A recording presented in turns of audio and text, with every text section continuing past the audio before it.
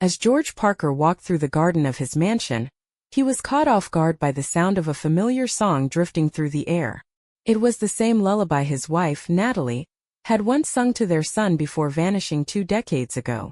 Sunlight filtered gently through the branches of the old oak tree surrounding his Hampton estate, casting dappled shadows on the ground.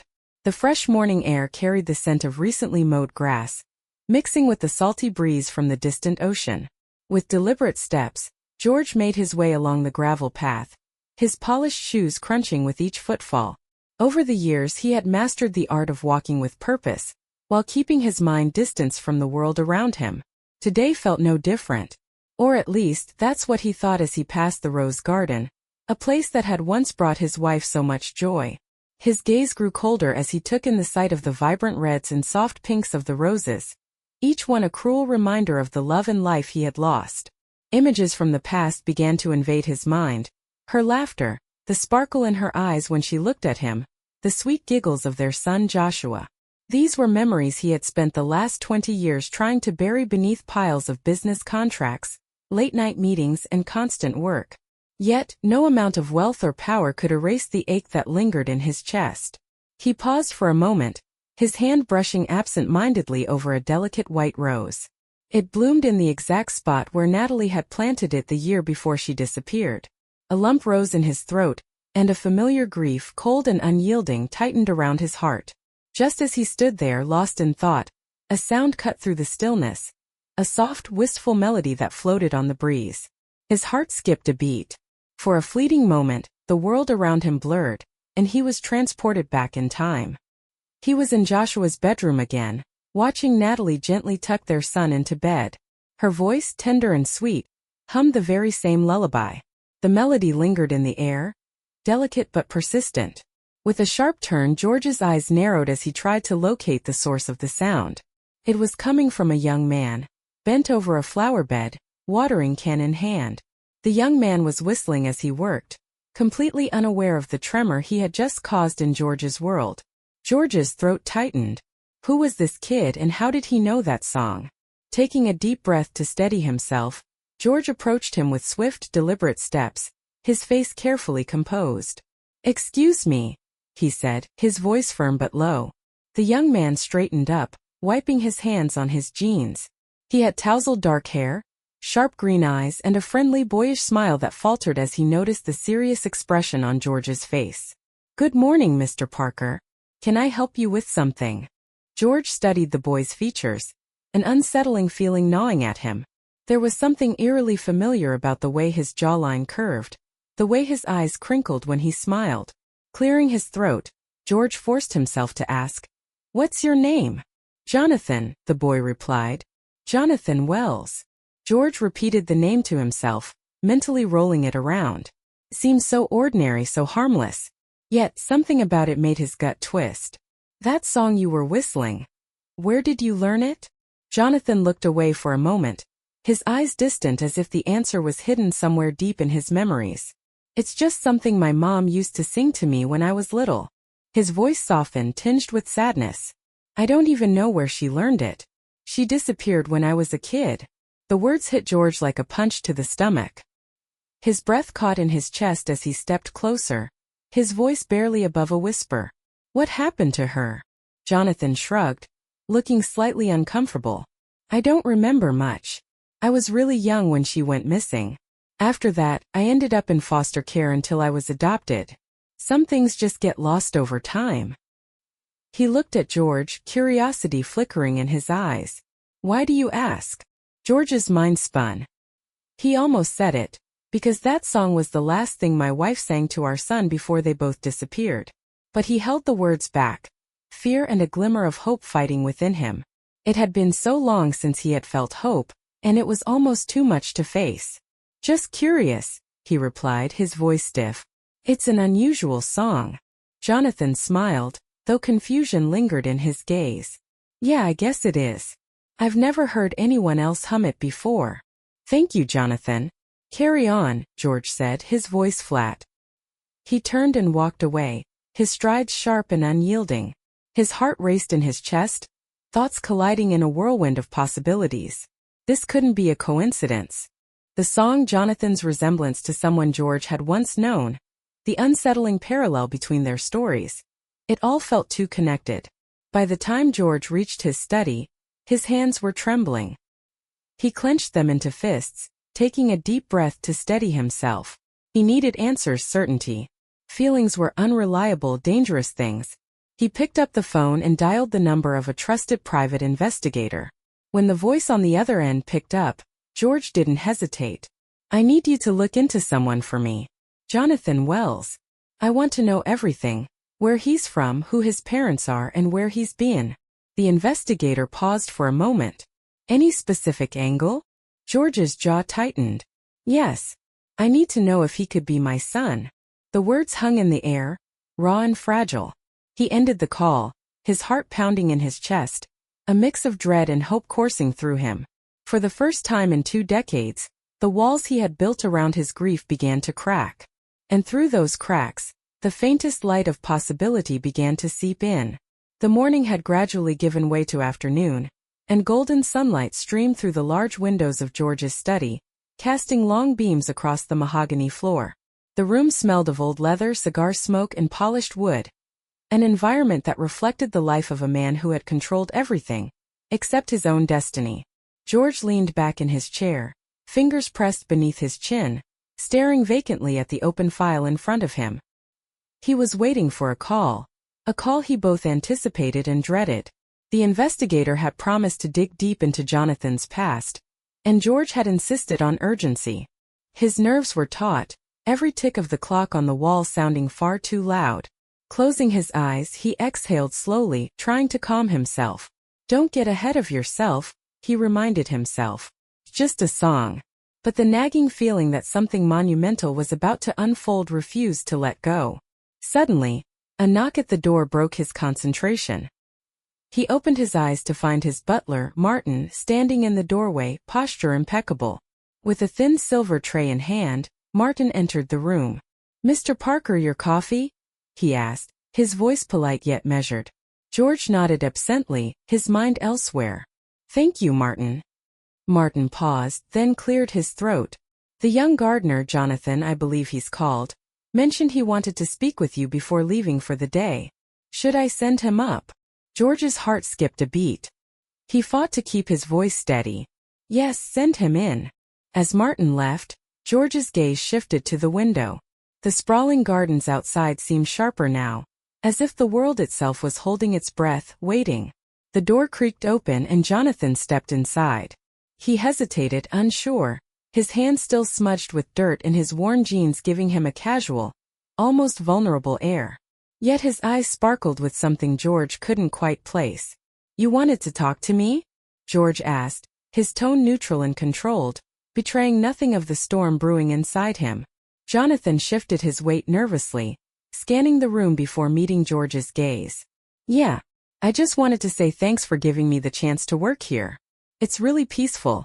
Feels good to be in a place like this." George nodded slowly, studying the young man closely, searching his face for any hint, any detail that might connect the puzzle pieces racing in his mind. "You do good work, Jonathan." The boy smiled faintly. "Thanks. It's just, sometimes I feel like I've been here before. Like déjà vu. Or like there's some memory just out of reach." George's fingers tightened on the edge of his desk, his mind reeling. The words sent an electric jolt through him, but he kept his expression steady, refusing to give in to the whirlwind inside.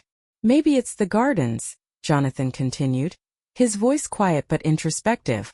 "They remind me of a place I used to visit when I was really little with my mom. I can't remember where, just bits and pieces." George's heart rate quickened. "What else do you remember?"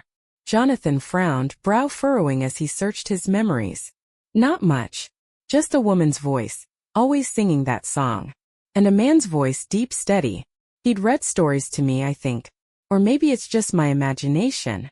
I don't know." He chuckled awkwardly, shaking his head. "Guess it doesn't really matter." But it does, George thought fiercely. It mattered more than anything. His eyes remained locked on Jonathan, studying the subtle features that seemed to echo something he couldn't ignore. The way Jonathan's eyes crinkled when he smiled, the curve of his mouth, they were hints, fleeting shadows of Natalie and himself. George exhaled slowly, forcing his voice to remain even. It's strange how memories work, isn't it? Sometimes the most important ones are the hardest to remember. Jonathan nodded, his smile distant but understanding. Yeah, that's why I like working in gardens. Things are simple here. You plant something, you care for it, and it grows. He paused, rubbing the back of his neck. Anyway, I didn't mean to ramble. I'll let you get back to what you were doing. He turned to leave, but George's voice stopped him. Jonathan. Wait. Jonathan paused, turning back with curiosity in his eyes. Would you mind if I asked Martin to extend your contract here? George's voice was steady, but there was something more to the request than a mere professional inquiry. There's plenty of work to be done, and you seem to have a real talent for it. Jonathan's face brightened, his surprise evident. Really? I'd love that, Mr. Parker. Thank you. George nodded, his expression softening. I'll make the arrangements. Jonathan left the study, his footsteps lighter than when he entered, and the door clicked shut behind him. The moment he was gone, George's composed exterior shattered. His hands shook as he pressed them flat against the desk, trying to steady himself. His breath was shallow, his heart pounding. The clues were piling up, but the truth still hovered just out of reach. A puzzle missing its final piece. The sharp ring of the phone broke the tense silence. George snatched it up, his voice tight with anticipation. Yes. Mr. Parker, came the calm, steady voice of the investigator, Paul Harrington. I've got some initial findings. There are a few anomalies in Jonathan Wells's adoption records. You'll want to see them. George's throat went dry. How soon can you get here? An hour, Harrington replied. George hung up the phone, his knuckles white from gripping it too tightly. 1 hour. 60 minutes. His entire world could change, and for the first time in 20 years, he felt something stirring inside him. Hope. It was dangerous, but it was there. The clock on the wall ticked relentlessly, each second dragging longer than the last. George paced his study, his polished shoes tapping rhythmically against the hardwood floor, doing little to ease his nerves. His mind was spinning with possibilities, the hope clawing at the edges of his controlled facade. He checked his watch for the 5th time in as many minutes. Paul Harrington was late. George clenched his jaw. Harrington wasn't the type to waste time. If he was delayed, it meant something important had come up. George couldn't decide whether to feel relieved or terrified. The distant sound of a car pulling up the gravel driveway jolted him to attention. He straightened his tie, forced a mask of indifference, and walked toward the window. A sleek black sedan gleamed under the afternoon sun. Harrington stepped out mid-40s, a build that suggested both muscle and caution. He adjusted his glasses, carrying a leather briefcase close to his side. A knock at the door snapped George to attention. Come in, he called, his voice betraying none of the turmoil inside him. Harrington entered swiftly, his expression unreadable. He nodded with respect. Mr. Parker. Sit, George instructed, gesturing to the chair opposite his desk. Harrington sat, placing the briefcase carefully in his lap. He exhaled, clearly preparing for a difficult conversation. I found some things you should know. George leaned forward, his hands clasped tightly to keep them from trembling. I'm listening. Harrington opened the briefcase, pulling out a stack of documents bound together with a thin metal clip. He placed them on the desk carefully, as if presenting evidence in a court of law. Jonathan Wells's adoption records are odd, Harrington began. He was found near a church in a small town in upstate New York when he was about 3 years old. No name, no identification. Just a note pinned to a shirt that said, Jonathan. George's stomach clenched. That's it. That's it, Harrington confirmed. He was placed in the system, moved through a few foster homes, and eventually adopted by a couple, the Wells family. Good people by all accounts. But they had no idea where he came from. George's eyes scanned the papers, his gaze sharpening as he searched for anything that could provide clarity. What about his birth records? His medical history? Harrington shook his head. There's a gap. Almost 2 years missing from his life before he was found. No records. No clues. It's like he appeared out of nowhere. George's jaw tightened. The puzzle pieces were jagged and incomplete, but they were beginning to form a picture that was impossible to ignore. "There's more," Harrington said, his voice dropping lower. Harrington pulled another document from his briefcase and slid it across the desk toward George. "I dug a little deeper," he began, his voice measured. Based on Jonathan's approximate age and the location where he was found, there were 2 reports of missing children around that time. One of them was Joshua Parker. The name hit George like a bolt of lightning. His fingers trembled as they brushed over the paper, tracing the familiar letters of his son's name. The air seemed to thicken around him, Harrington continued carefully. The details matched too closely to ignore. The age, the physical description, even the lullaby Jonathan remembers. Everything points to him being your son. For a moment George's vision blurred. The weight of the revelation pressed down on him like a heavy fog. He fought to steady his breath, to force his racing thoughts back into focus. He had spent so many years convincing himself that Joshua was gone forever. The hope he had long buried was suddenly thrust back into his heart, sharp and terrifying. "What about DNA?" George asked, his voice strained, rough from the emotions bubbling inside him. Harrington nodded. "I took the liberty of collecting a sample from Jonathan's work gloves. We should have the results in a week. Maybe sooner, 7 days to know for sure." 7 days. It felt both agonizingly long and frighteningly short. George leaned back in his chair, his hands gripping the armrests, as if he could somehow hold himself together. "And my wife Natalie?" George asked, his voice barely above a whisper. Harrington hesitated, his gaze shadowed with unspoken thoughts. No sign of her yet. But if Jonathan is Joshua, it means she kept him safe until she couldn't anymore. "I'll keep looking." The room fell silent, the air thick with a mix of grief and possibility. George's eyes fell on the photo of Natalie on his desk. Her image, frozen in time, seemed to look back at him with a warmth that almost felt tangible. He reached out, his fingers grazing the frame of the photo. "I want to know everything, Harrington," George said, his voice low but firm. "No matter how long it takes. No matter what it takes." Harrington nodded. "I'll keep digging." George stood, signaling the end of the conversation as Harrington gathered his things and left. George remained by the window, watching the investigator's car disappear down the driveway. His mind was buzzing with thoughts, memories, and fears. The thought that his son could be alive was almost too overwhelming to bear. And if Jonathan truly was Joshua, what did that mean for Natalie? Had she been lost, protecting their son all these years? The sun began to set, casting long shadows across the lawn. George clenched his jaw. He would find the truth, no matter how deep he had to search, or how many painful memories he had to confront. Hope was a dangerous thing, but for the first time in 20 years, he was ready to face it. As evening settled over the estate, the quiet hum of the night surrounded the mansion. The sun had dipped below the horizon, leaving behind a fading canvas of orange and purple streaked across the sky. George Parker stood on the balcony outside his study, his gaze fixed on the distant gardens. Shadows stretched across the hedges, and somewhere, the crickets had begun their nightly song. In his hand, he held a glass of bourbon, the amber liquid catching the last rays of light. He swirled it absent-mindedly, but his thoughts were knotted too tightly to unravel. The idea that Jonathan could be his son, that Joshua could still be alive, gnawed at the edges of his composure. He took a slow sip, the warmth spreading through his chest, though it did little to calm him. A week. He had to wait a week for the DNA results. The seconds felt like hours, and the hours like days. Patience was never his strong suit, especially when it came to matters of the heart. A heart he'd convinced himself had gone numb long ago.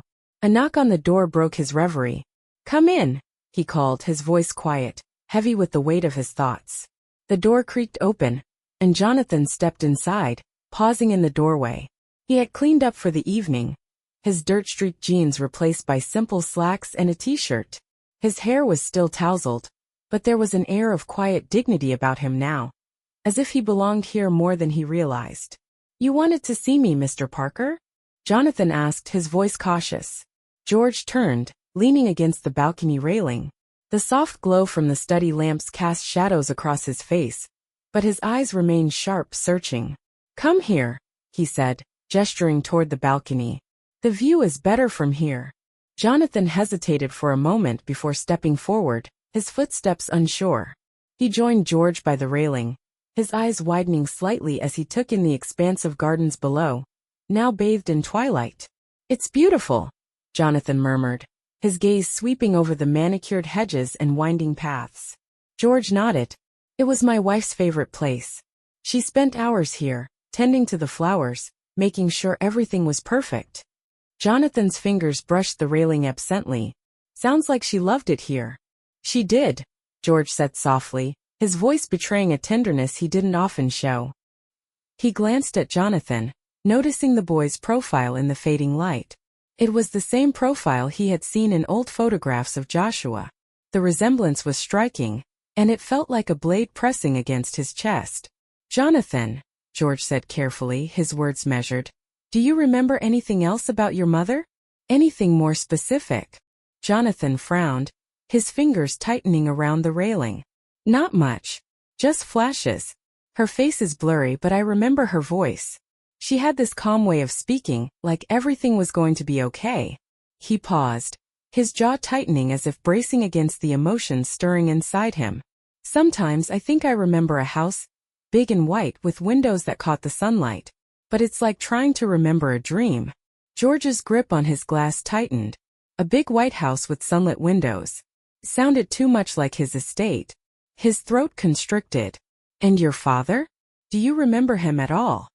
Jonathan shook his head slowly. "I used to think I did. But now I'm not sure if it was real, or if I just made up something to fill in the gaps. There was a man with a deep voice who read me stories, but it's all jumbled." The air between them grew heavy with unspoken truths. George's heart ached at the thought of his son, ripped from his life, left to piece together a fragmented past. How much pain had Jonathan endured, trying to make sense of a life that never seemed to fit?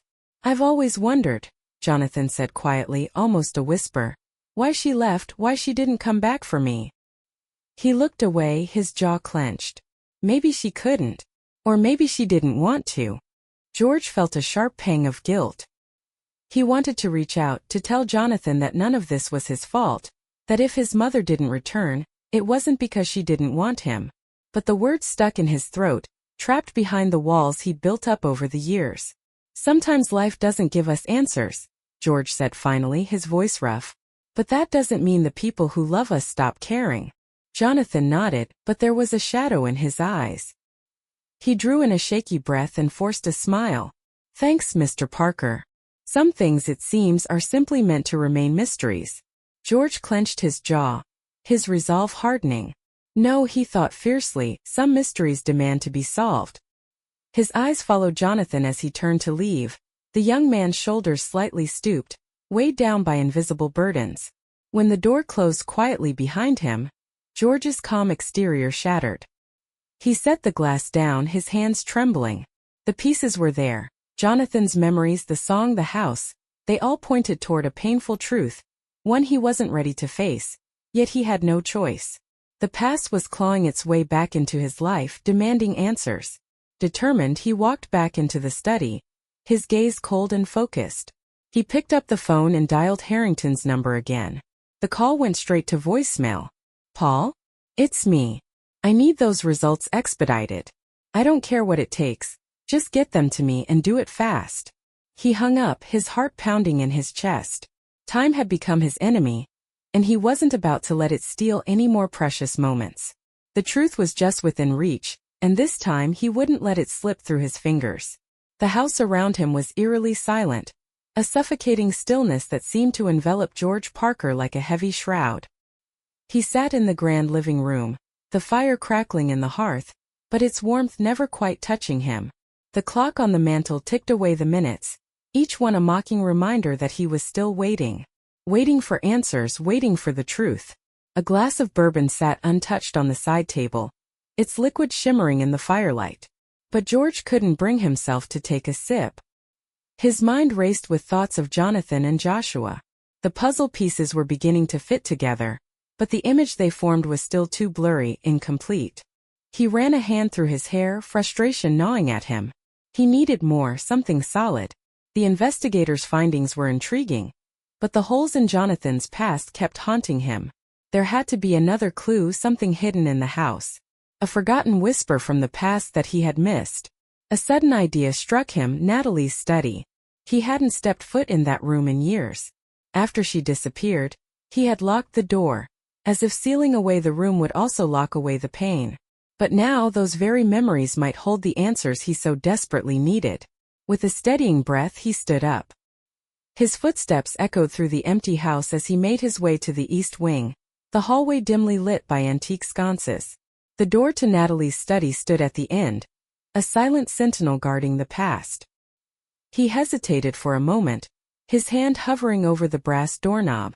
A flicker of doubt crept in. What if he found nothing? What if reopening this chapter only reopened old wounds?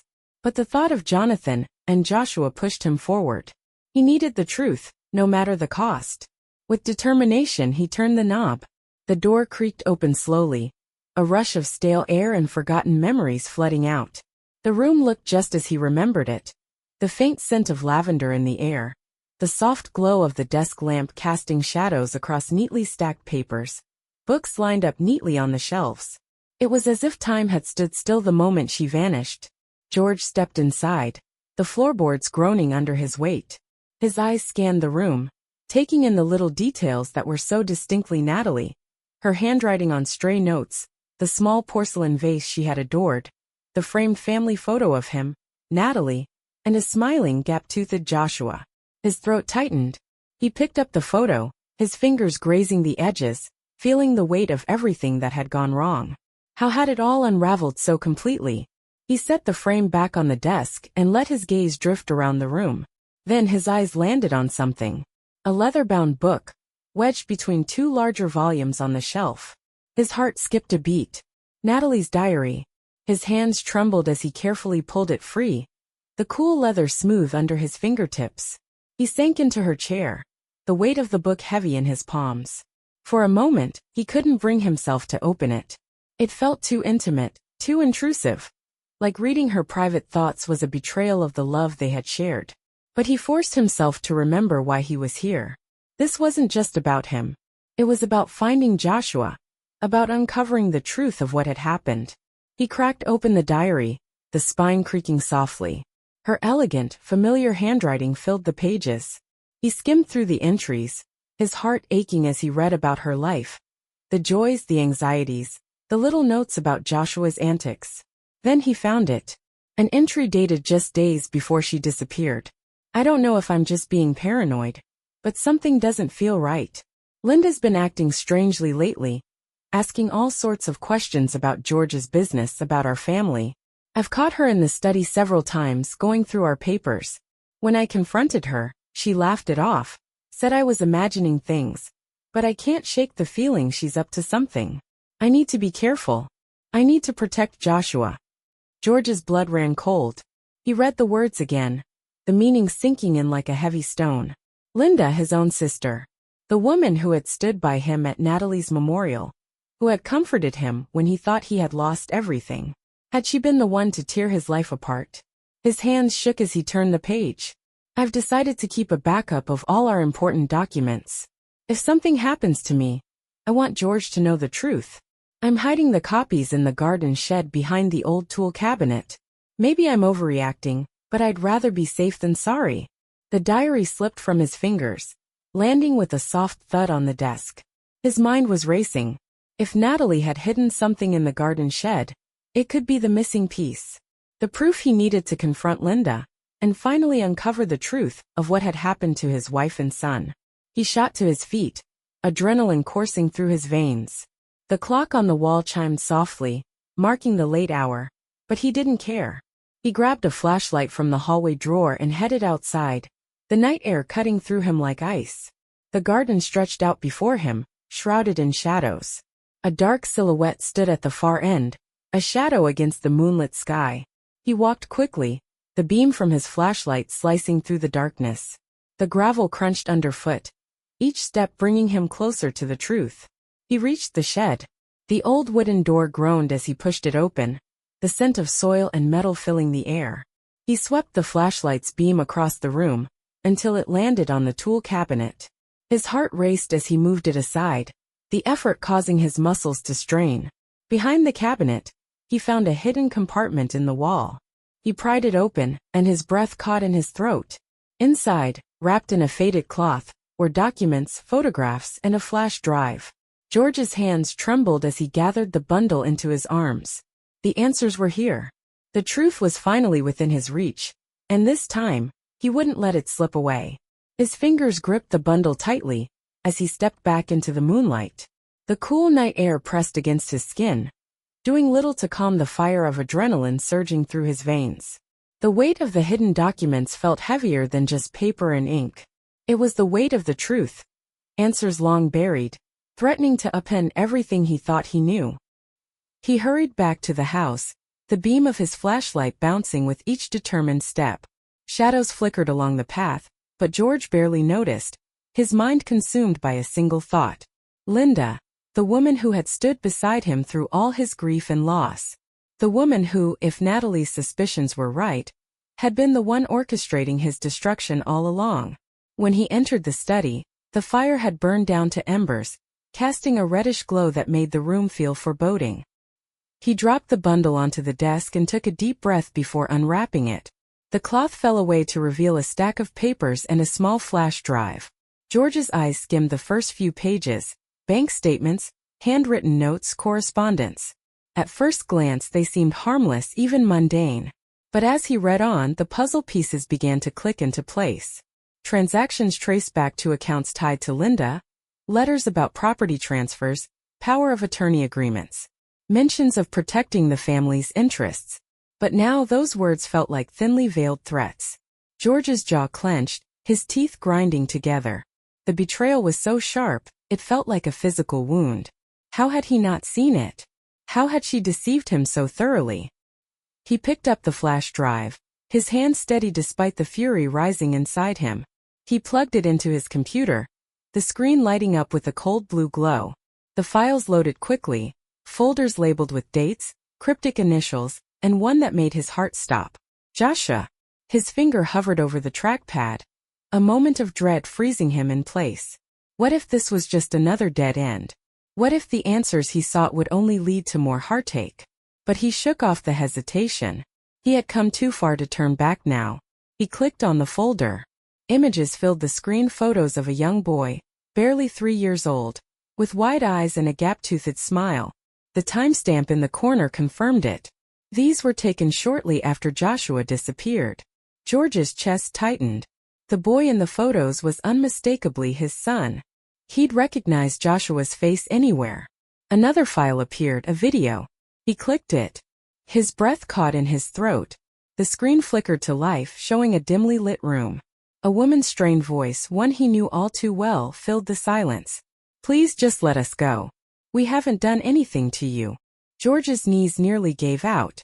Natalie. Her face was pale, her eyes filled with fear. She clutched Joshua tightly against her chest, the boy's face buried in her shoulder, his small body trembling. A cold, smooth voice answered. "Your husband needs to learn he can't have everything. If taking you away is the only way to teach him that lesson, then so be it." Linda. The video abruptly cut off, leaving George in stunned silence. The betrayal hit him like a physical blow, each word a knife twisting deeper into his heart. His own sister, the woman he had trusted, who had shared his grief, was the mastermind behind his downfall. He sank into the chair, his hands gripping the armrest so tightly his knuckles turned white. Rage and confusion churned inside him, along with a grief so raw it threatened to consume him whole. He wanted to confront Linda immediately, demand answers, make her pay for the devastation she had caused. But he couldn't afford to lose control. Not now. He needed a plan, something careful, something methodical. He couldn't let Linda slip away or destroy any evidence. He had to be strategic, for Natalie, for Jonathan, for Joshua. A sudden knock at the door snapped him out of his thoughts. His heart pounded as he slammed the laptop shut and shoved the documents into a drawer. "Come in," he said, his voice strained but controlled. The door opened and Linda stepped inside, her heels clicking softly on the floor. She offered him a smile that now felt like poison.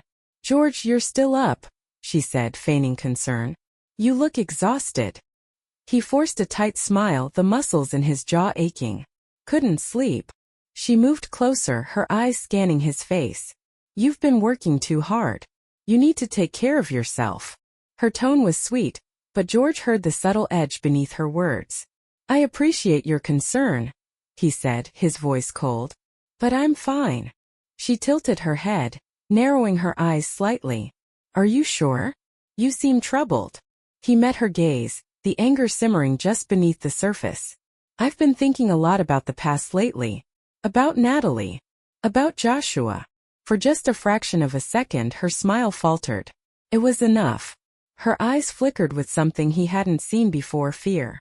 Sometimes the past is best left buried, she said softly. George's lips curled into something that wasn't quite a smile. Sometimes the past refuses to stay buried. Linda's eyes locked onto his, a silent battle waging between them for the first time. George saw her for what she truly was. A predator cloaked in family ties and false affection.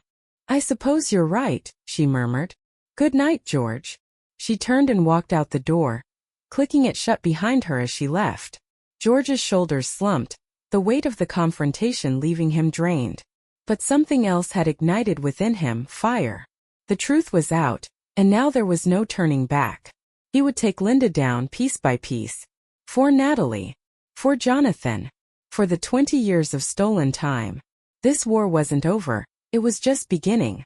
The morning sunlight filtered through the heavy curtains of George Parker's study, casting faint patterns across the walls. The events of the previous night lingered, clinging to him like a suffocating fog.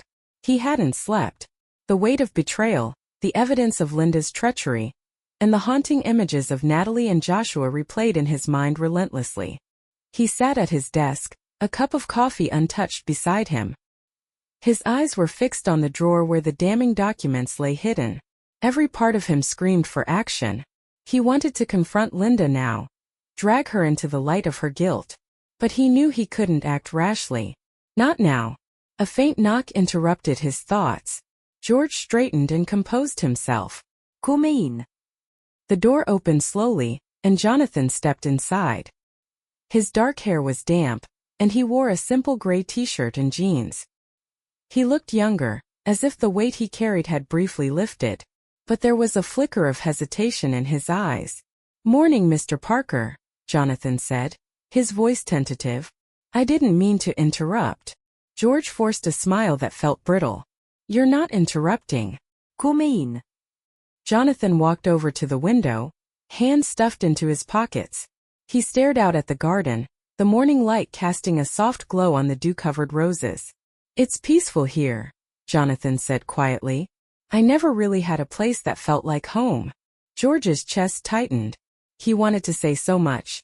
Tell him that he had a home, a family, that he wasn't Jonathan Wells but Joshua Parker. But the words caught in his throat, tangled in doubt and fear. Until the DNA results came back, the truth remained just out of reach. You seem troubled, Jonathan said, turning to face him. Everything okay? George studied the boy's face.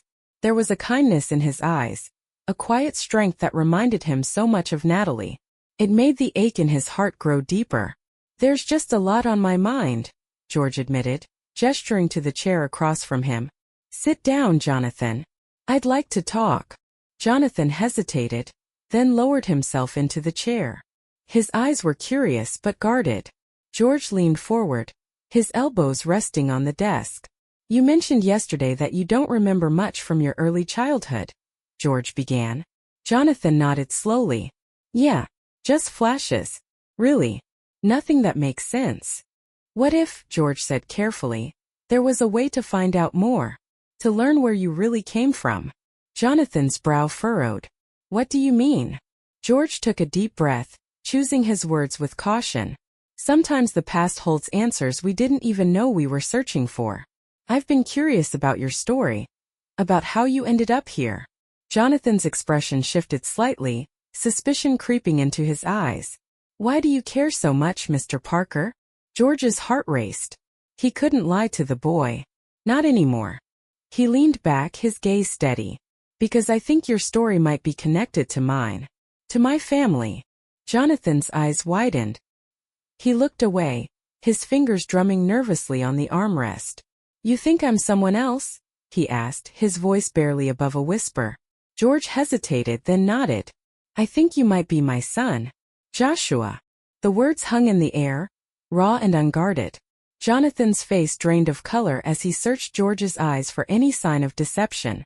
That's not possible, Jonathan stammered. My mom. She wouldn't have. Did she abandon you? George interrupted, his voice thick with emotion. No. She was taken. You were taken. And I've spent the last 20 years trying to make sense of it. Jonathan shook his head, his jaw clenched tight. This doesn't make any sense, he said, his voice rising. Why now? Why are you telling me this? Because I have evidence, George said softly. I found records, photographs, things that point to you being Joshua. And I'm waiting on DNA results to confirm it. Jonathan shot to his feet, his eyes blazing with anger. You did a DNA test without telling me? George stood as well, his voice firm but gentle. I had to know.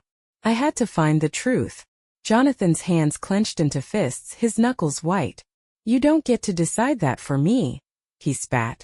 You don't get to dig into my past like it's some mystery to solve. George's heart twisted with regret. I'm sorry, Jonathan, but if there's even the slightest chance you're my son, I couldn't walk away from it. Jonathan took a shaky breath, his eyes glistening with unshed tears. What if you're wrong? He asked quietly. What if this is just some cruel mistake? George's voice cracked. Then I'll respect whatever you decide. But if I'm right, if you are Joshua, then we have a chance to put the pieces back together. To heal. The room fell into heavy silence, the weight of the moment pressing down on both of them. Jonathan's shoulders slumped, the fight leaving his body. He looked lost, a boy adrift in a sea of uncertainty. I need time, he whispered. George nodded, his own eyes burning with unshed emotion. Take all the time you need. Jonathan turned and walked out of the study. His footsteps were heavy, the door clicking shut softly behind him. George sank back into his chair, the exhaustion of the last 20 years crashing over him. The truth was out now, a fragile, dangerous thing. And all he could do was wait, hoping that this time it wouldn't shatter them both. The silence in the house felt different now, heavier, more fragile. George Parker sat in the study, his fingers tracing the rim of a half-empty coffee cup. He had lost track of time since Jonathan left. Minutes blurred into hours, each one gnawing at his patience, doubt whispering in his mind. But he forced himself to cling to that small shred of hope. The weight of the truth had been laid bare between them. There was no going back now. A faint creak from the hallway made his heart jump. He looked up, his eyes drawn to the door.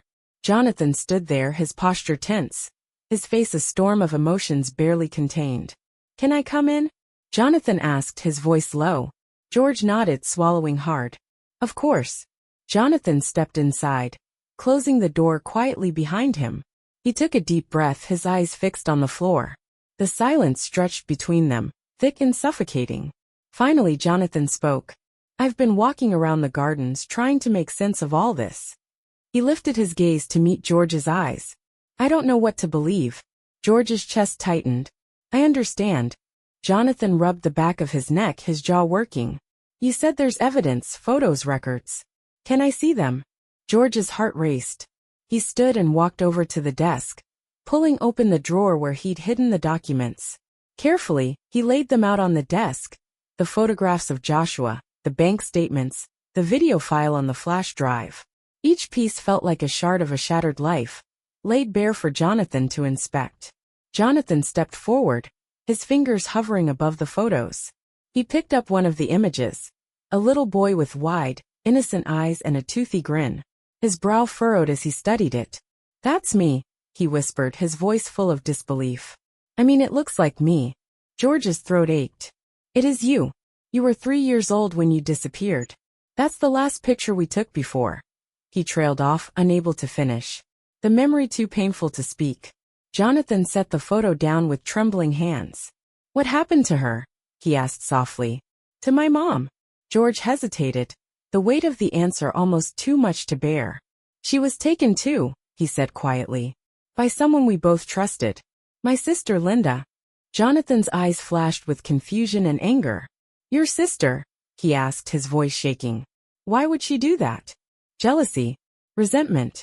I didn't see it back then. But she hated the life Natalie and I had. She hated that I was happy. George's voice hardened, the words bitter on his tongue. She took it all. Everything. From me. From us. Jonathan stepped back, shaking his head in disbelief. This is insane. It sounds like something out of a twisted movie. I wish it were, George murmured softly. But this is our reality. Jonathan turned away, his shoulders slumping. He ran his hands through his hair, releasing a ragged breath. All this time, I thought I was just a kid who got left behind. I thought maybe my mom didn't want me. George's heart cracked. He crossed the room and gently placed a hand on Jonathan's shoulder. You were never unwanted. Your mom loved you with everything she had. She did all she could to protect you. Jonathan's shoulders trembled, and George could feel the weight of his pain. He slowly withdrew his hand, giving Jonathan space to process. After a long, silent pause, Jonathan finally turned back around. His eyes were red, but there was a new sense of determination in them. Why now? Why did you decide to look into this now? George met his gaze, his voice unsteady. Because I heard you whistling that song. The same one Natalie used to sing to you every night. It was like hearing a ghost. I couldn't just ignore it. Jonathan swallowed hard, his throat bobbing as he processed the words. And the DNA test? When will we know for sure? George took a steady breath. A few more days. But in my heart, I already know that you are Joshua. Jonathan stared at George, searching his face for something, certainty, reassurance, maybe even forgiveness. What if you're wrong? He asked, his voice barely a whisper. George's gaze softened. Then I'll accept it. But if I'm right, we have a chance to rebuild what was taken from us. Jonathan's lips quivered, and he turned away, blinking rapidly. It's a lot to take in. I know, George said gently. Take all the time you need. I'm not going anywhere. Jonathan nodded, his jaw clenched tight. He turned toward the door, pausing with his hand on the knob. I'm going to need some space, he said, his voice strained. I need to figure out who I am. George's chest tightened, but he managed to nod. I understand. Take as much time as you need. Jonathan hesitated for a brief moment, then walked out, closing the door softly behind him. The sound echoed, leaving George alone with his thoughts. He slumped into his chair, his hands falling over his face. The hope that had been building in him now felt fragile, like glass teetering on the edge of breaking. He had given Jonathan the truth, but what if the truth wasn't enough? What if the wounds from the past were too deep to heal? The clock on the wall ticked, a reminder that time didn't stop, even when everything else seemed frozen. But for the first time in 20 years, George was willing to wait. If there was even the faintest chance of getting his son back, it was worth every painful second. The days seemed to blend together. Each one felt heavy, weighed down by the silence that pressed against George's chest like a stone. The air in the house felt thick, as if it too were holding its breath, waiting for something to disrupt the tension. Jonathan kept his distance, retreating to the far end of the estate, where the gardens provided him with solitude.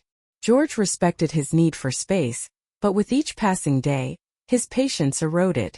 He spent his hours in his study, trying to focus on business reports and emails, but his mind kept drifting. He couldn't stop thinking about Jonathan, the DNA results, and the betrayal Linda had orchestrated. His phone buzzed, pulling him out of his thoughts. He grabbed it quickly, his heart racing. This is Harrington. The investigator's voice crackled through the line. I've got the results.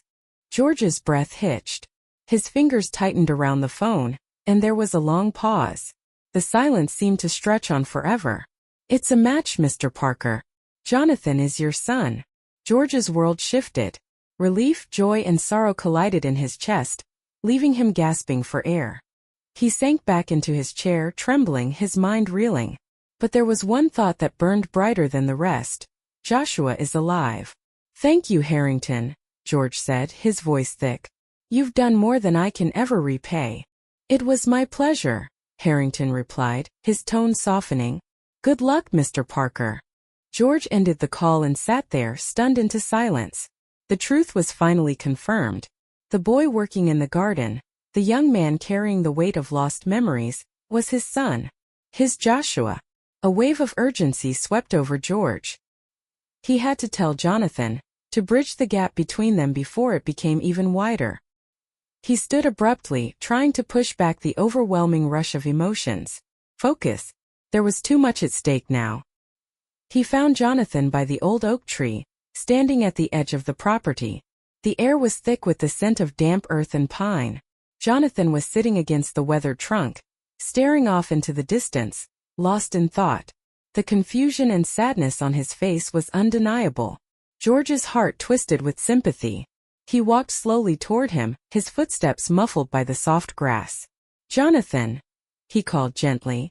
Jonathan turned, surprise flickering across his features, quickly replaced by guarded wariness. "Mr. Parker?" George swallowed, his throat tight. "I need to talk to you. It's important." Jonathan nodded and stood, brushing the dirt off his jeans. "Okay." George hesitated, searching for the right words. How does a father explain 20 years of loss, a lifetime of grief buried under hope?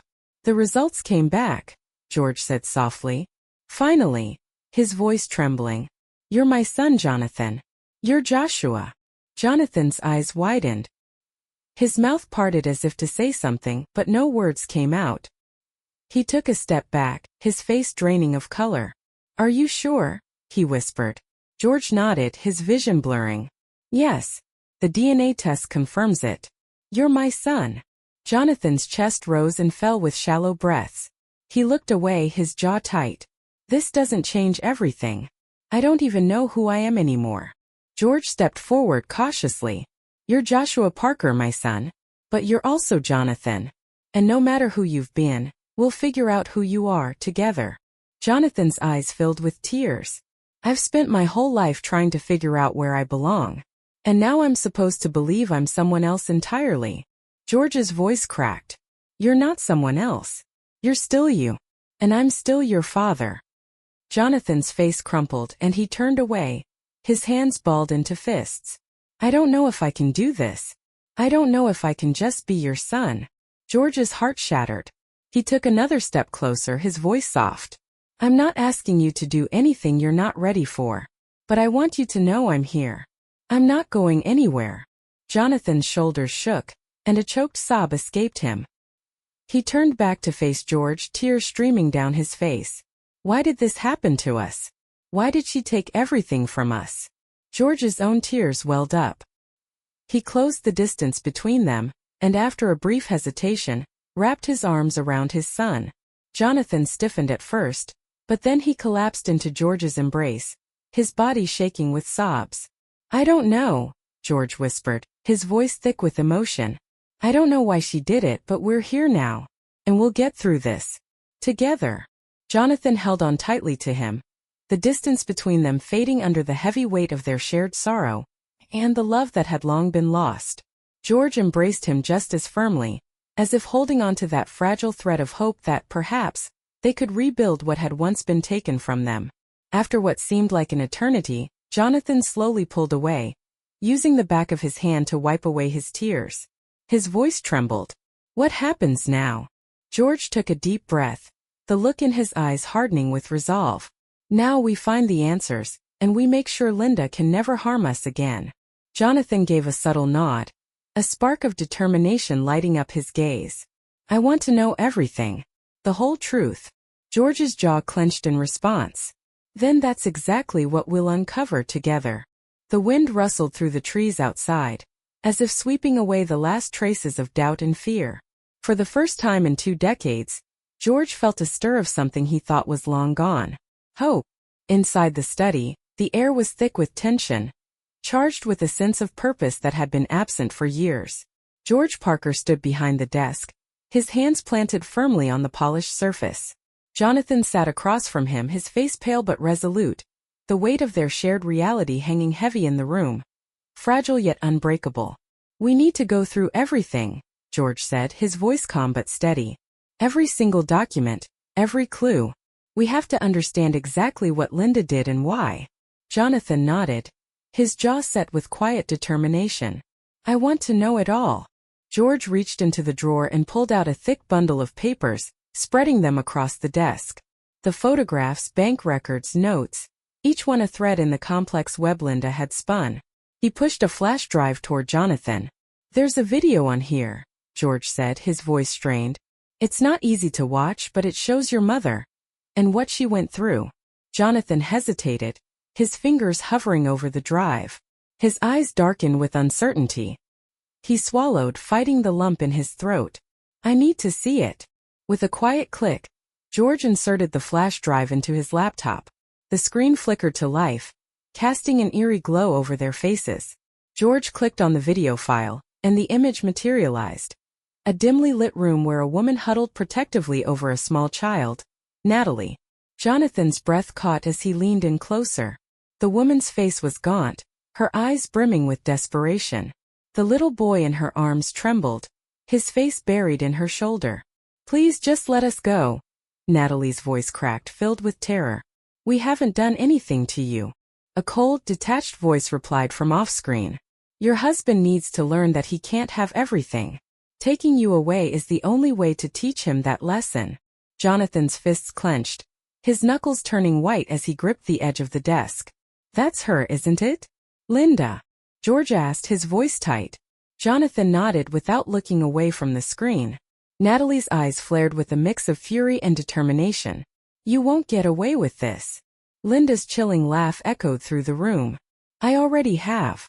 The video ended abruptly, leaving a heavy silence in its wake. George's heart ached as he turned to look at Jonathan, whose eyes glistened with unspoken sorrow. The boy's hands trembled as he wiped his face. "She was trying to protect me," Jonathan whispered, his voice raw with emotion. "All this time she was fighting for me." George's throat tightened. "She loved you more than anything. She did everything in her power to keep you safe." Jonathan took a deep breath, his expression hardening. "We can't let Linda get away with this. She has to pay for what she did." George nodded, his jaw tight.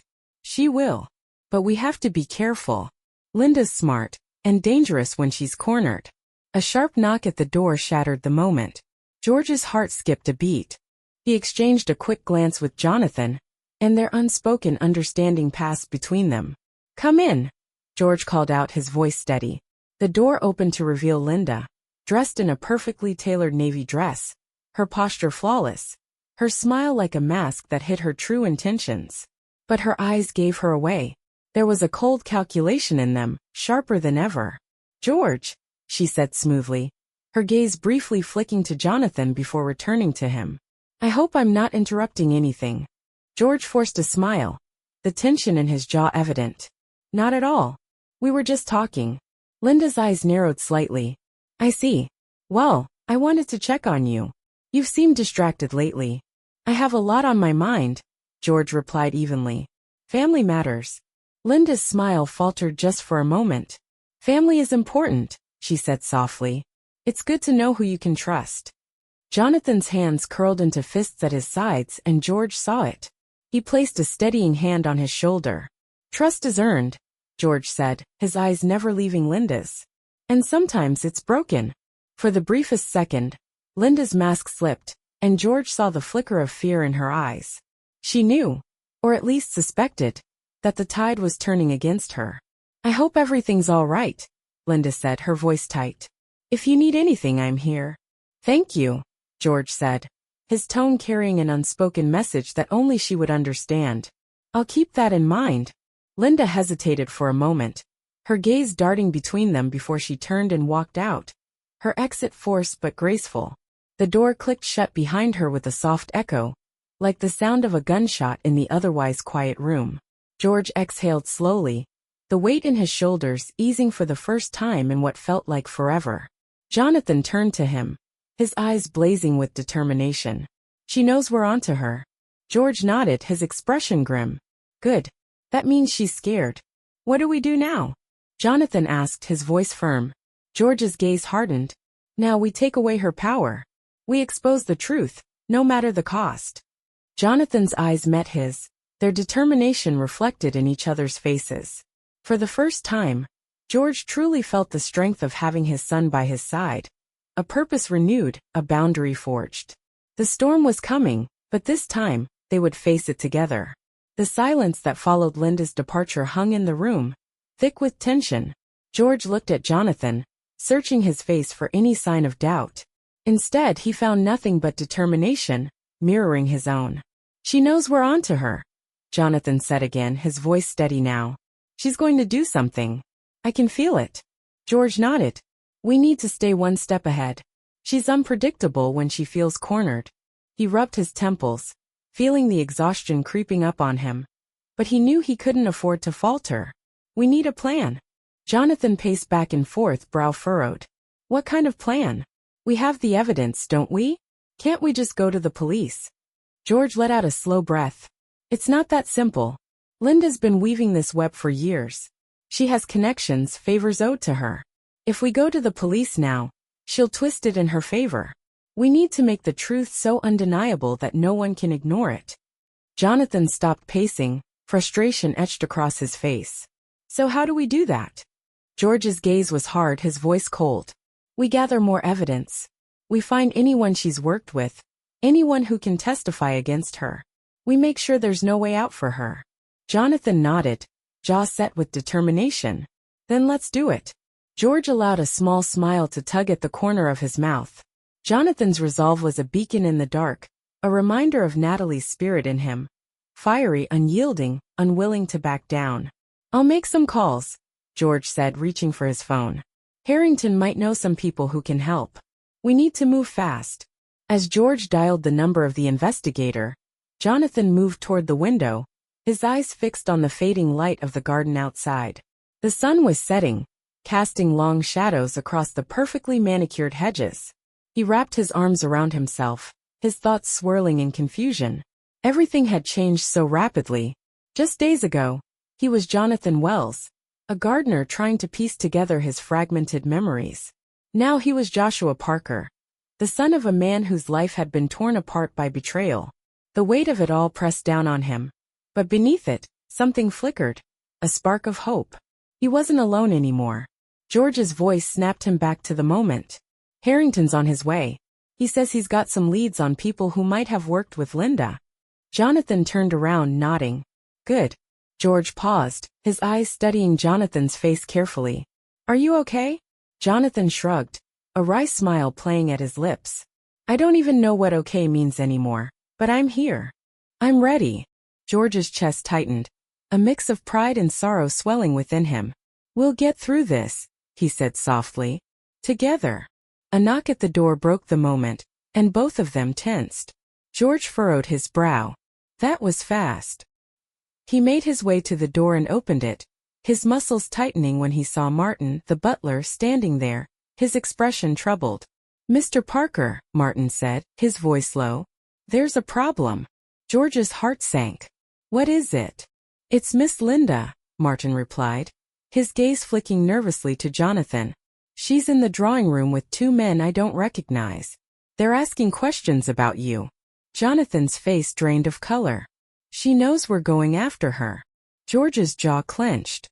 "Stay here," he told Jonathan firmly. "I'll handle this." "No," Jonathan said, his voice resolute. "I'm coming with you." George hesitated, but the determination in Jonathan's eyes made it impossible to argue. "All right," he said, nodding. "But stay close." They followed Martin down the hallway, the plush carpet muffling their footsteps. George's mind raced, weighing every possibility, calculating risks. Whatever Linda was planning, he had to stay a step ahead.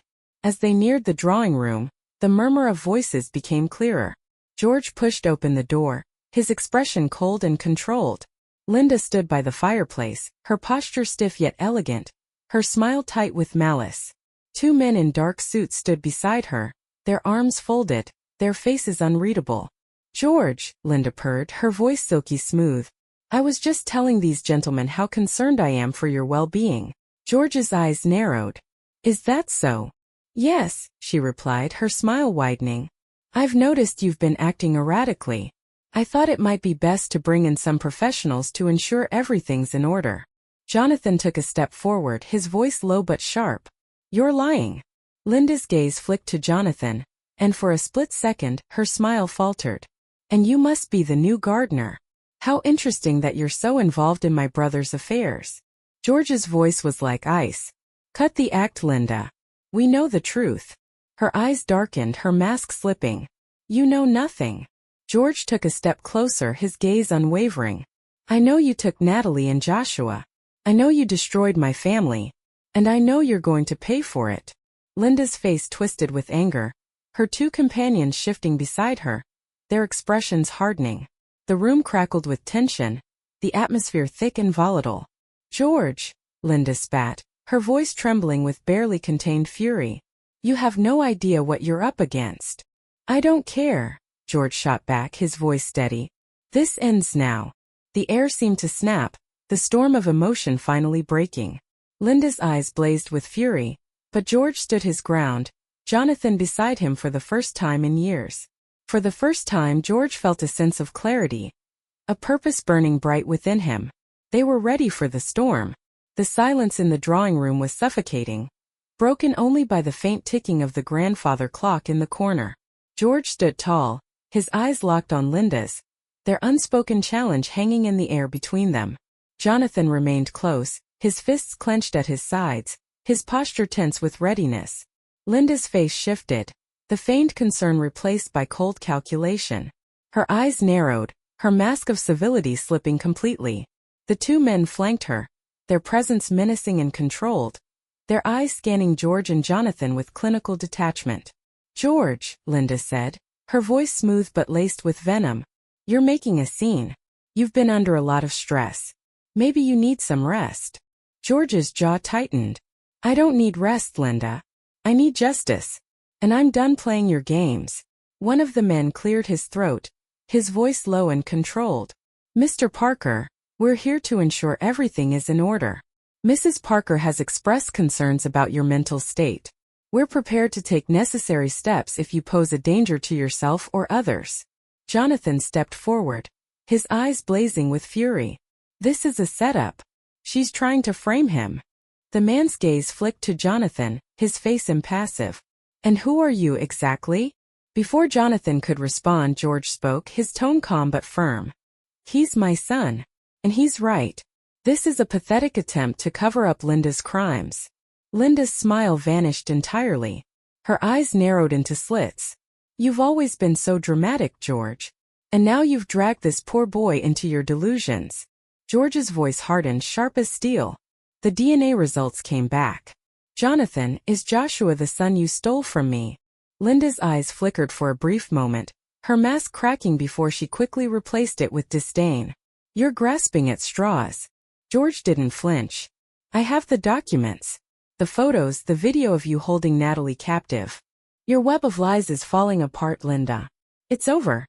Her eyes darted nervously to the two men beside her, and George saw the subtle twitch of her jaw, the way her fingers curled ever so slightly. She was calculating her next move, but George had her cornered and she knew it. One of the men shifted, his tone hardening. If you have such evidence, Mr. Parker, perhaps we should go to the authorities. George nodded, his voice steady. That's exactly where we're headed. But not while she's still pulling the strings. Linda's composure cracked, and she hissed through clenched teeth. You always thought you were better than me, George.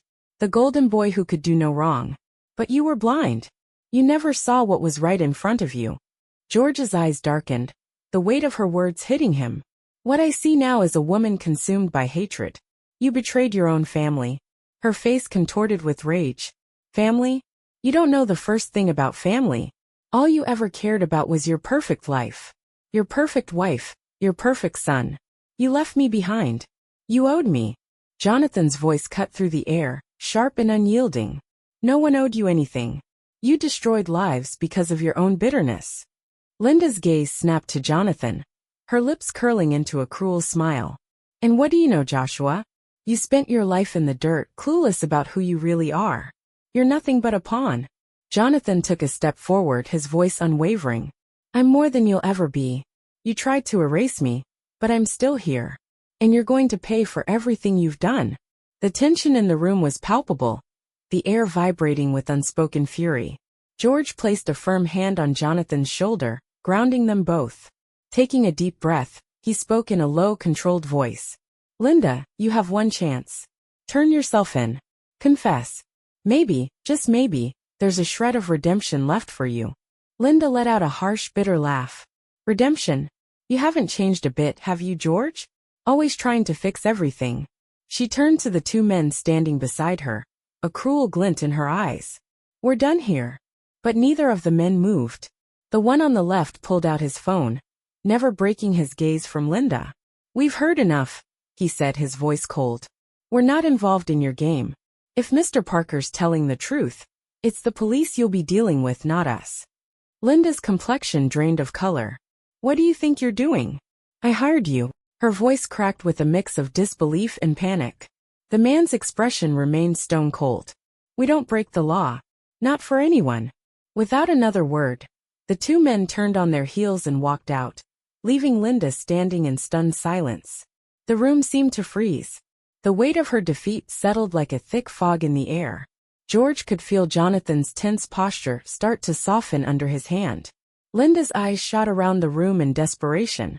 Her meticulously crafted world was unraveling, and she could feel it slipping away. Her hands trembled as she struggled to breathe steadily. You're finished, George said, his tone quiet but resolute, like a verdict being passed. For a brief moment, Linda's eyes flared with defiance, but it quickly turned into fear.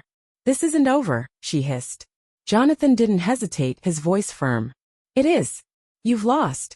Then, the wail of sirens sliced through the quiet, growing louder with every passing second. Linda's shoulders drooped, the fight draining from her as the finality of her situation hit her. In that moment, George no longer saw her as the cruel, manipulative sister who had torn his life apart. He saw a broken woman, hollowed out by her own bitterness. She was no longer the force that had controlled him, but someone who had destroyed herself. The front door burst open, and uniformed officers flooded into the room. Linda didn't struggle as they grabbed her arms, her face blank, her eyes glassy, staring at nothing as they led her away. George took a slow breath, a weight lifting from his chest, as if the years of grief and guilt that had pressed on him had finally been released. He turned to Jonathan, and their eyes met. The mixture of exhaustion and relief in Jonathan's face was unmistakable. It's over, George said, the words almost foreign to him. Jonathan nodded, his eyes reflecting something fragile, something hard-earned. Yeah, it is. George wrapped his arms around his son, holding him tightly. For the first time in 2 decades, there was no longer an aching emptiness between them. Together, they stood in the drawing room, a place filled with old memories, now replaced by the promise of something new. The door clicked shut behind them, the sound echoing through the house as the police officer's footsteps faded into the distance. George stood in the hallway, feeling the weight of the years lift off his shoulders. The silence that had taken over the house now felt different. No longer stifling, but expectant, like the stillness just before the dawn. Jonathan stood beside him, his face a mixture of disbelief and exhaustion. It felt unreal. Linda was gone, her web of lies unraveled. The power she once held over them was extinguished, but still there was a strange, surreal quality to the moment, as if any wrong move might shatter it all. George turned to Jonathan, his voice soft. You doing okay?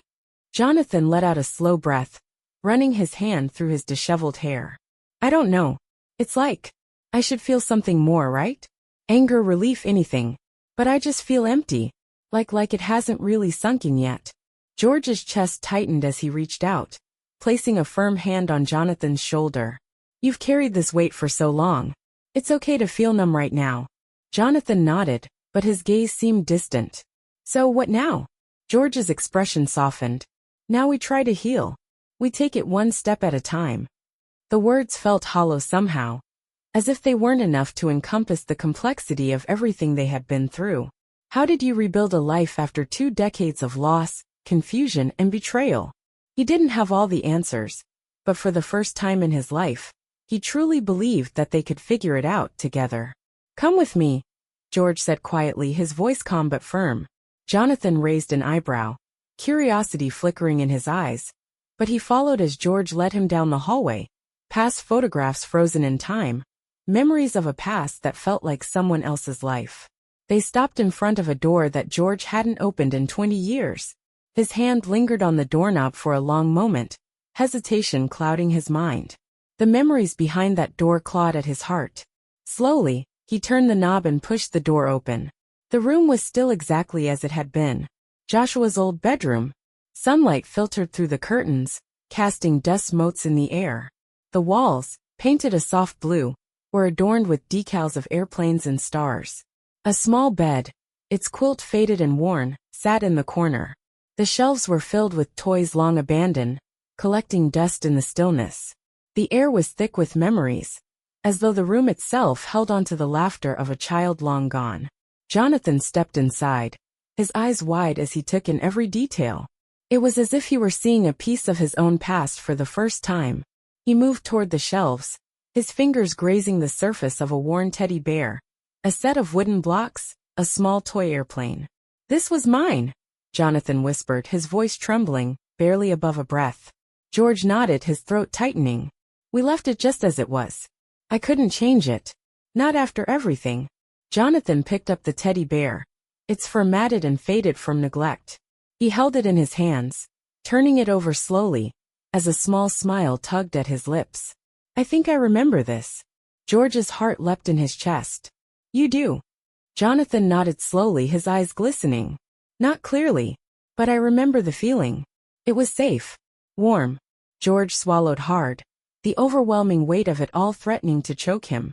He wanted to say so much, to apologize for all the years that were lost, to promise that nothing would ever separate them again. But the words were too fragile, too insufficient. Instead, he breathed out shakily. "This room was always waiting for you. I never gave up on you, even when it felt impossible." Jonathan turned, clutching the teddy bear to his chest. "You didn't give up on me?" "Never," George said, his voice thick with emotion. "And I never will." A tear slipped down Jonathan's cheek, but he didn't wipe it away.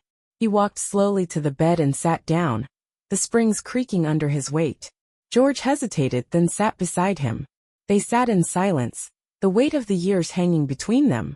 But it was a different kind of silence now, one filled with an unspoken understanding of what they had lost, and what they still had to rebuild. Jonathan took a shaky breath. "I don't know how to be Joshua Parker. I've been Jonathan for so long." George nodded. "You don't have to choose. You're both. And whoever you decide to be, I'll be here for you." Jonathan glanced down at the teddy bear, his fingers tracing the worn seams. "It feels like I'm starting over." George placed a steady hand on his son's back, offering reassurance. "We both are." A faint smile curved Jonathan's lips for the first time in what felt like forever. The walls around his heart seemed to crack, letting a little light through. "Maybe we could fix up the garden," Jonathan suggested softly, his voice tentative. "Make it something new." George's eyes softened. "I'd like that." They sat there in silence, the weight of the years slowly lifting, replaced by something fragile but full of promise, hope. The path ahead wasn't clear. There would be questions and wounds that wouldn't heal overnight. But the pieces of their shattered past were there, scattered, waiting to be put back together. Together they began to rebuild. The morning sun filtered gently through the leaves, casting dappled patterns of gold across the garden path. A soft breeze carried the scent of roses and freshly turned earth, mingling with the sounds of birds chirping and leaves rustling. The steady rhythm of shovels scraping the ground and the rustling of gardening gloves against the foliage filled the air. George Parker straightened up, wiping the sweat from his brow with the back of his hand. He looked over at Jonathan, who was crouched beside a flower bed, carefully loosening the soil around a cluster of delicate white lilies. The boy's brow was furrowed in deep concentration, his hands moving with quiet confidence. It was a simple thing, this work in the garden, but for George it felt like a lifeline. An act of creation after years of destruction and loss. Jonathan glanced up and met his father's gaze, offering a tentative but genuine smile. "I think these lilies will do better here. They need more sunlight." George smiled back, warmth spreading in his chest. "You're right. Your mother always said the same thing." Jonathan's smile faltered, a shadow passing over his face. He looked down at the flowers, his fingers brushing lightly against the petals. "I wish I remembered her better." George swallowed, a lump forming in his throat. "She would have loved to see you like this. Strong." Thoughtful. He hesitated, his voice softening. She loved you so much. Jonathan nodded, his jaw tight. Sometimes I think I can feel it, like a memory just out of reach. He let out a shaky breath. It's hard to know what's real. George knelt beside him, the cool soil beneath his knees grounding him. It's okay to feel that way. Memories can be complicated, especially when they've been taken from you. He paused, choosing his words with care. But we can make new memories. Together. Jonathan's eyes met his, searching for reassurance, or perhaps for a glimpse of a future that wasn't weighed down by the past. Slowly he nodded. Yeah, I'd like that. They worked in comfortable silence, the rhythm of digging and planting falling into a steady pattern, something almost healing in the act itself. As the minutes passed, George felt a strange sense of peace, a quiet certainty that, despite how uncertain and slow their journey might be, they were headed in the right direction. After a while, Jonathan stretched, leaning back on his heels and lifting his arms above his head. I didn't think gardening would be this exhausting. George chuckled, surprised by how light the sound felt. It has a way of sneaking up on you. Jonathan grinned, a real unguarded smile that made George's heart swell. But it's worth it, seeing things grow. George nodded, his voice thoughtful. It is. There's something about nurturing life, about watching it bloom, that makes the effort feel meaningful. Jonathan's smile softened, his expression turning serious. Do you think she's still out there? My mom. George's heart twisted at the question. It hung in the air between them, heavy with longing and uncertainty. He took a deep breath before answering. I want to believe she is. But even if she's not, she lives on in you. In us. Jonathan blinked rapidly, his gaze faltering as he looked away. I just wish I could have one more chance to see her. To ask her why she did everything she did to protect me. George's voice cracked with the weight of the sentiment. I wished that too. They sat in silence for a long while, the weight of their unspoken grief settling over them. But this time it didn't feel insurmountable. It felt like something they could carry together. After a pause, Jonathan spoke, his voice low and vulnerable. I want to know more about her. About you. About who I was before everything changed. George's chest tightened with a mixture of pain and hope. I'll tell you everything. Whenever you're ready. Jonathan nodded, his eyes shining with a quiet determination. I'm ready now. George smiled through his tears, a tear slipping down his cheek as he began. All right. Let's start with the day you were born. He spoke of the day Jonathan entered the world, the joy in Natalie's eyes, the laughter that used to echo through their home. He told him about bedtime stories, whispered lullabies, scraped knees and tearful giggles, of love so deep and fierce that it left a void when it was torn away. Jonathan listened intently, eyes wide, his hunger for these lost memories palpable. He laughed softly at stories of his childhood mischief, his smile faltering when the stories took a bittersweet turn. But he didn't pull away. He leaned in, absorbing every word, every small detail. As the sun climbed higher, the shadows in the garden grew shorter. The weight on George's heart lightened. The cracks in his soul began to heal. When George finished, they sat in silence. The stories hung between them like a bridge, a connection that had been lost and was now finally being rebuilt. Jonathan let out a long breath, his voice thick with emotion. Thank you for not giving up. George's voice caught in his throat. You were always worth it. Jonathan smiled, a smile that reached his eyes for the first time, full of light and possibility. I guess we both have a lot of rebuilding to do. George nodded, his heart swelling with pride. We'll do it together. The wind rustled through the garden, as if carrying away the ghosts of the past, leaving only the promise of a new beginning. For the first time in 2 decades, George felt something stir deep within him. Hope. The days that followed were filled with a quiet, steady purpose.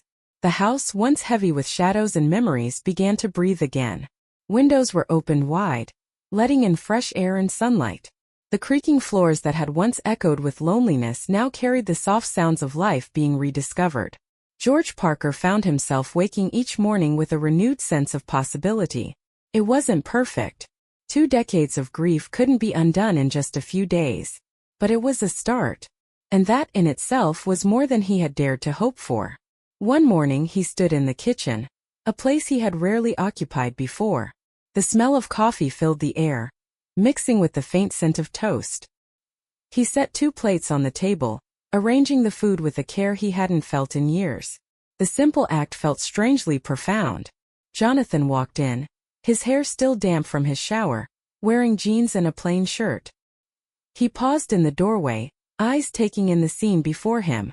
A small smile tugged at the corners of his mouth. "You cooked." George chuckled softly, the sound surprising him with its ease. "Don't get too excited. It's just toast and eggs."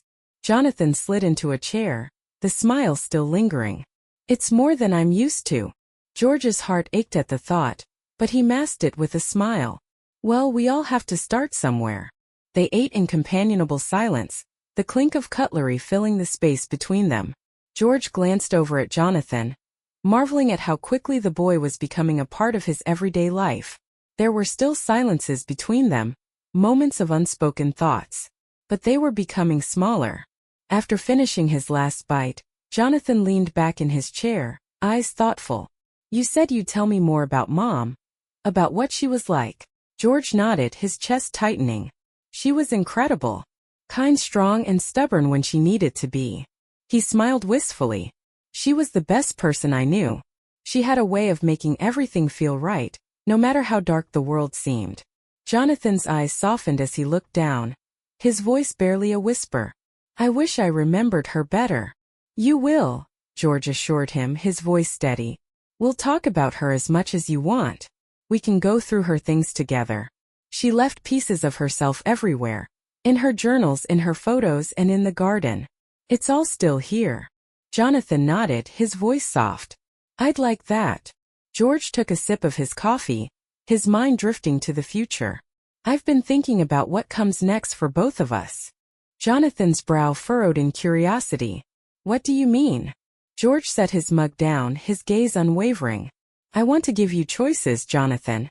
You don't have to stay here if you don't want to. You can go back to your life, or we can build something new together. Whatever you decide, I'll support you."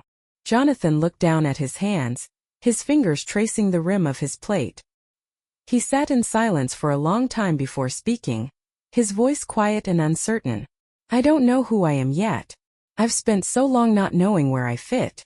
George's voice was gentle, reassuring. "That's okay. We'll figure it out. There's no rush." Jonathan lifted his eyes to meet his father's, a flicker of hope sparking in their depths. "I don't want to go back to being just Jonathan Wells, but I'm not sure how to be Joshua Parker either." George's heart clenched. "You don't have to choose. You're both. And whoever you become, I'll be here for you." Jonathan swallowed hard, a small smile breaking through his uncertainty. "I think I want to stay, at least for now. There's something here, something I want to hold on to." George's heart swelled with pride. "I'd like that more than anything." A comfortable silence settled between them, a quiet understanding passing between them without words. The air felt lighter, the burden of the past beginning to lift. Jonathan pushed his chair back, standing up. "I'm going to head out to the garden. There's a section by the east wall that could use some work." George nodded, his smile warm. "I'll join you in a bit." As Jonathan stepped out, George remained at the table for a moment, letting the silence wash over him. Felt different now. Less hollow. More peaceful. He breathed in deeply and stood, walking toward the window. He watched Jonathan work in the garden. His son moved with quiet determination, the sunlight catching in his dark hair, highlighting the focused expression on his face. For the first time in years, George allowed himself to believe that they could rebuild, that life still held promise.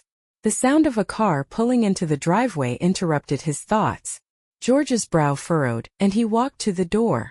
When he opened it, he saw Paul Harrington stepping out of his car, a manila folder tucked under his arm. "Morning, Mr. Parker," Harrington said, his face serious. "Morning, Paul. What brings you here?"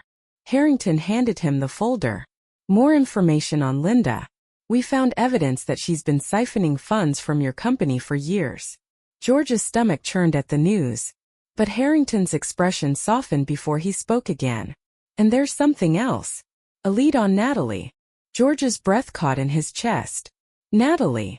Harrington nodded, his face filled with a mixture of hope and caution. "We think she might still be out there." "We found a few clues. Nothing solid yet, but it's something."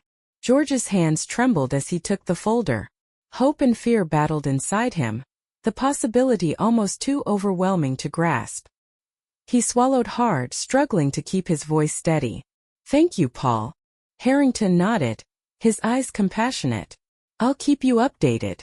As the investigator walked away, George closed the door behind him and leaned against it, the folder held tightly against his chest.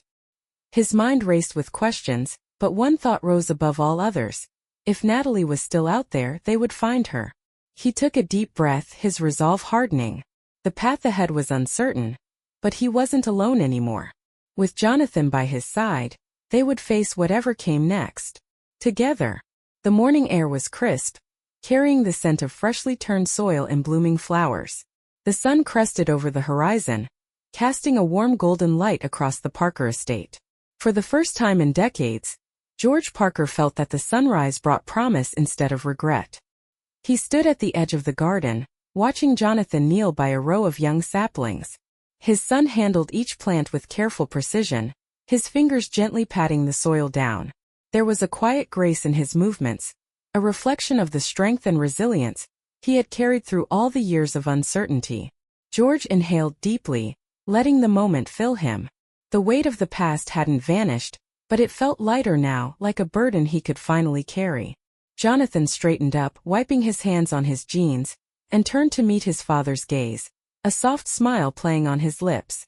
"These should take root well here. The light's just right."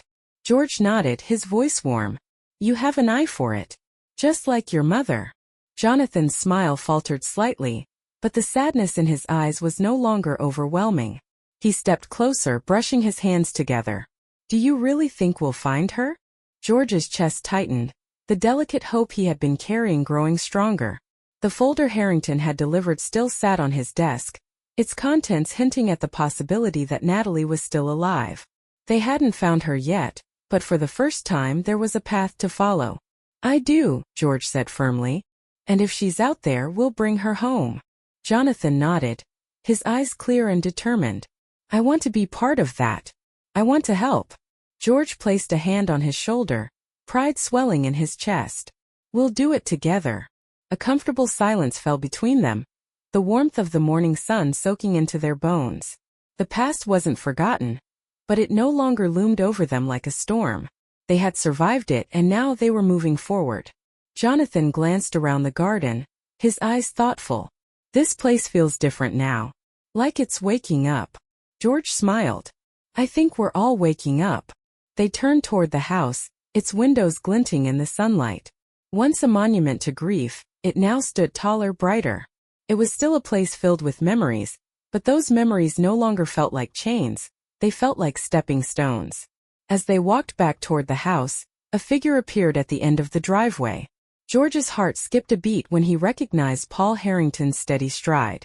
The investigator carried an air of quiet urgency, his eyes fixed on George and Jonathan. George's stomach twisted with anticipation, and he glanced at Jonathan, who gave a nod, his jaw set with resolve. Harrington stopped in front of them, his expression serious but tinged with something that looked like hope. "We found her." The words hit George like a bolt of lightning, his breath catching, his vision blurring. You found Natalie?" Harrington nodded. "She's alive. It wasn't easy tracking her down. She's been living in a remote town in Maine. She has no memory of the past, but she's safe." George's knees buckled, and Jonathan grabbed his arm, steadying him. Tears welled in George's eyes as the weight of the news washed over him. The world seemed to tilt under the weight of the revelation. "She's alive," George whispered, the words barely escaping his lips. "After all this time." Jonathan's voice trembled. "Can we see her?" Harrington offered a soft smile. "I've made arrangements. You can leave today." George turned to face his son, and the tears streaming down his face mirrored those in Jonathan's eyes. They weren't just tears. They were tears of relief, disbelief, and the kind of hope that had seemed lost forever. "We're bringing her home," George said, his voice thick with emotion. "We're a family again." Jonathan's hand tightened around his father's arm.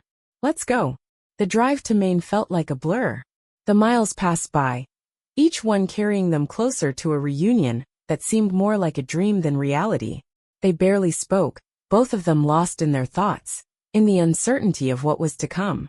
Yet through it all, their hands remained steady, their resolve unwavering. They pulled into the small coastal town. The salty air mixed with the scent of pine. Harrington led them to a modest white cottage nestled among tall trees. And as soon as George saw it, a jolt of recognition shot through him. He stepped out of the car, his legs feeling unsteady beneath him. Jonathan stood right beside him, his presence grounding him. A reminder that they were not alone. The door to the cottage opened, and there she was. Natalie. She stood in the doorway, her hair longer now, streaked with silver. Her eyes were wide with uncertainty. The years had marked her face, but to George, she was still as beautiful as ever. A sharp gasp escaped him, his heart pounding painfully in his chest. Natalie, he whispered. Her brow furrowed, confusion clouding her features. Do I know you? The sting of her words was sharp, but George stepped forward, his voice trembling. It's me, George. And this is Joshua, your son. Jonathan took a tentative step forward, tears streaming down his face. Mom, he choked out, the word hanging in the air, fragile and raw. Something flickered in Natalie's eyes, an almost imperceptible shift. Her gaze darted between them, her breath quickening. Then, as if a dam had broken, tears welled in her eyes. George. Joshua. Her voice cracked, the names tumbling from her lips like a prayer. And then she was running toward them, her arms stretched wide, and George caught her, pulling her close as sobs racked their bodies. Jonathan joined them, wrapping his arms around both of them, the three of them clinging to each other. Time seemed to stop, the world narrowing down to this single moment. A family, broken and lost for so long, finally found their way back to each other. After what felt like an eternity, they were whole again. Natalie pulled back just enough to look into their faces, her fingers tracing the lines of George's face, then Jonathan's. You came for me, she whispered. We never stopped, George replied, his voice thick with emotion. Jonathan smiled through his tears. We're together now. That's all that matters. They stood there, wrapped in each other's arms, as the sun broke through the clouds, bathing them in light. The past had tried to tear them apart, but love had brought them back together. They were whole again. Hand in hand, they walked toward the cottage, and they knew, without a doubt, that this was only the beginning.